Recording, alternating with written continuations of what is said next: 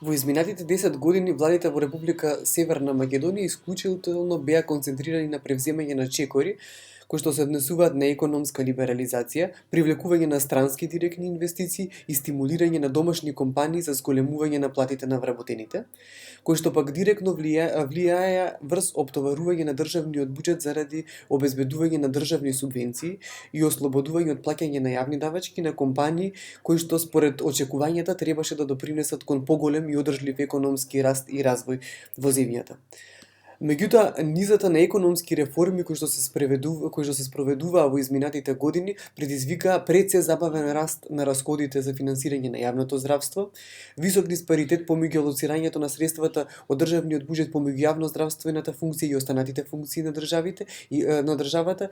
и високи приватни трошоци кои што ги прават граѓаните за да обезбедат, односно да дојдат до одредена здравствена услуга, како и недоволно пружење на здравствени услуги во јавните здравствени установи во државата. Последиците од ваквиот пристап доведоа до она што денес го чувствуваме, односно со она што денес се соочуваме, а тоа е преоптовареноста на јавниот здравствен систем и неможноста на истиот да одговори на потребите на граѓаните во целост. Според одредени калкулации во Република Македонија, најголем дел од граѓаните, односно најмалку 100.000 граѓани немаат пристап до една или повеќе основни здравствени услуги, а пак 40.000 граѓани се соочуваат со значителни финансиски потешкоти заради личните трошоци со кои што се соочуваат, односно ги прават при добивање на здравствената заштита. Најголемиот дел од средствата, односно најголем износ на средства од буџетот на државата во периодот од 2011 пример до 2018 година се користат за обезбедување на социјална заштита и економски работи, а пак здравството како функција на државата добива значително низок процент, односно низок износ на средства. Кога станува збор за распределување пак на средствата помеѓу различни јавни сектори, најголемиот дел од средствата во државниот буџет ги добива Министерството за труд и социјална политика, понатаму Министерството за финансии со посебниот дел, односно функциите на државата, Агенцијата за финансиска поддршка на земјоделството, Министерството за образование и наука, Министерството за внатрешни работи и Министерството за одбрана. Министерството за здравство добива мал процент од расположливите средства во централниот буџет на државата.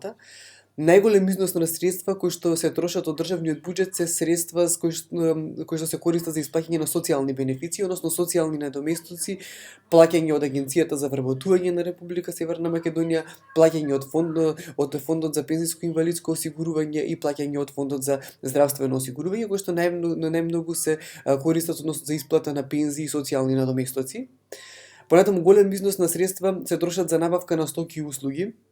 од кои што најмногу за договорни услуги, комунални услуги, грејење, комуникација и транспорт, како и за набавка на материјали и ситен инвентар.